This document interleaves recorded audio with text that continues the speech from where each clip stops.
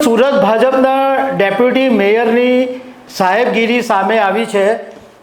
પર્વત પાટિયા વિસ્તારની અંદર જ્યારે આ ખાડીપુરના પાણી ભરાયા અને એ ખાડીપુરના પાણીની તપાસ માટે બધા અધિકારીઓ જેમ પહોંચ્યા હતા એમ ડેપ્યુટી મેયર પણ પહોંચ્યા હતા। નમસ્કાર દર્શક મિત્રો, સુરત ભાજપના ડેપ્યુટી મેયરની સાહેબગીરી સામે આવી છે।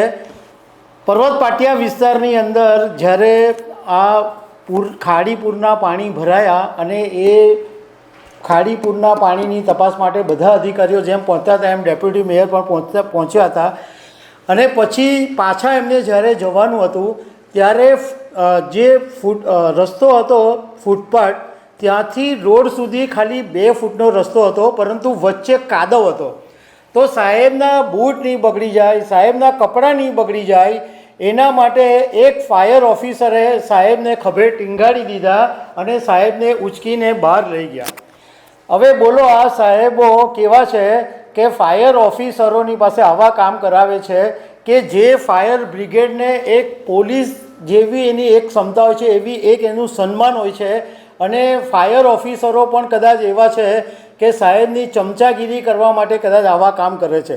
તો આખી જે ઘટના બની છે એના વિશે હું તમારી સાથે વાત કરીશ। મારું નામ રાજેશ શાહ છે અને તમે જોઈ રહ્યા છો ખબર છે.com।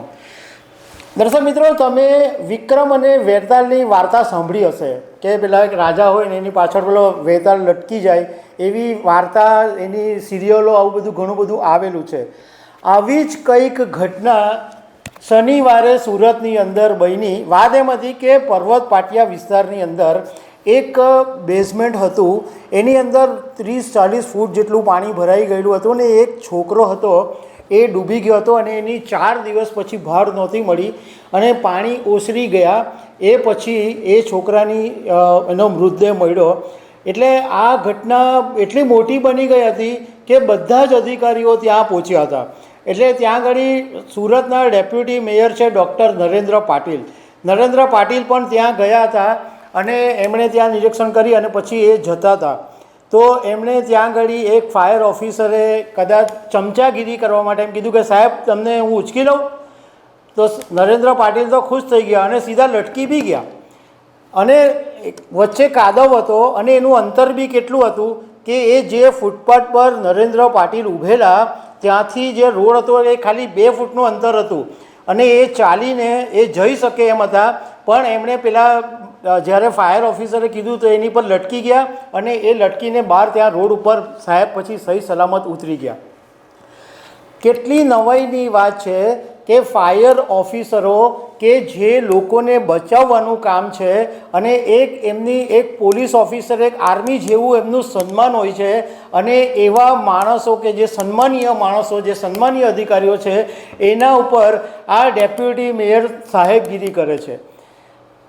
આખું જે વિસ્તાર હતો પર્વત પાટિયાથી માંડીને લિંબાયત સુધીનો ખાડીપુરની અંદર લોકોની હાલત એટલી બધી ખરાબ થઈ ગયેલી કે લોકોના ઘરોની અંદર પાણી ભરાઈ ગયેલા, લોકો ખાવા પીવા માટે વલખા મારતા હતા, લોકોને સ્થળાંતર કરવામાં આવી રહ્યા હતા। એવા સમયે આ ડેપ્યુટી મેયર નરેન્દ્ર પાટીલને સાહેબગીરી સૂઝી। અરે સાહેબ, તમારે કામ કરવું હોય ને તો કાદવ કિચડમાં પગ, તમારા કપડાં બગાડવા જ પડે, તમે તો જ સાચા સમાજસેવક કહેવાઓ। તમારા કપડાં નહીં બગડે, તમારા જીન્સ નહીં બગડે, તમારા શૂઝ નહીં બગડે, એવું બધું જોશો ને તો તમે કામ નહીં કરી શકો।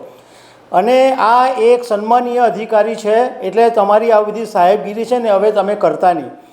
આ બાબતે અમે થોડી તપાસ કરી ડિટેલની અંદર, તો અમે આ ફાયર ઓફિસર કોણ હતા એની તપાસ કરી તો અમને જાણવા મળ્યું કે આ ડુંભાલના sub fire officer Sunil Chaudhary હતા। સુનિલ ચૌધરી સાથે અમે ફોન ઉપર વાત કરી કે ભાઈ એવી શું જરૂર પડી કે ડેપ્યુટી મેયરને તમારે ઉચકવા પડ્યા? તો એમ કહે કે આ બધી એમણે ઘટનાની વાત કરી કે આવી રીતના બેઝમેન્ટમાં પાણી ભરાઈ ગયેલા અને અમે બહુ મહેનત કરતા હતા અને આ બધી વાતો કરી।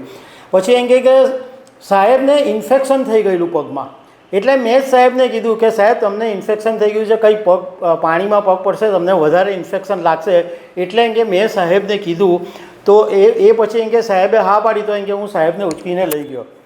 હવે આને ચમચાગીરી નહીં કહેવાય તો શું કહેવાય? તમને ડેપ્યુટી મેયરને ઇન્ફેક્શન છે તમને કેવી રીતના ખબર પડી? અને ઇન્ફેક્શન હોય તો એમાં શું એમાં મોટી ધાડ મારી દીધી? એ બીજે રસ્તેથી કે બીજી રીતના જઈ શકતે. તમને વહાલા થવા માટે અધિકારીનું કંઈ ફાયદો મેળવવા માટે તમે આવું કરો, તમારી જ ગરીમાં તમે નીચે કરો, તો આ વસ્તુ ખોટી છે. બીજું કે આ સુનિલ ચૌધરી માટે અમે થોડી એ પણ માહિતી મળી કે આ ભાઈ જે છે ને Sunil Chaudhary sub fire officer, એ પહેલેથી વિવાદિત માણસ જ છે. અગાઉ જ્યારે એમની ડ્યુટી એક જગ્યા પર હતી ત્યારે આમ આદમી પાર્ટીના એક કોર્પોરેટરના પતિ સાથે પણ એમનો ઝઘડો થયો હતો અને એ વખતે એમની ઉપર દારૂ પીધા હોવાનો આક્ષેપ કરવામાં આવ્યો હતો અને એ પછી એમની બદલી ડુંભાલની અંદર કરી દેવામાં આવી હતી.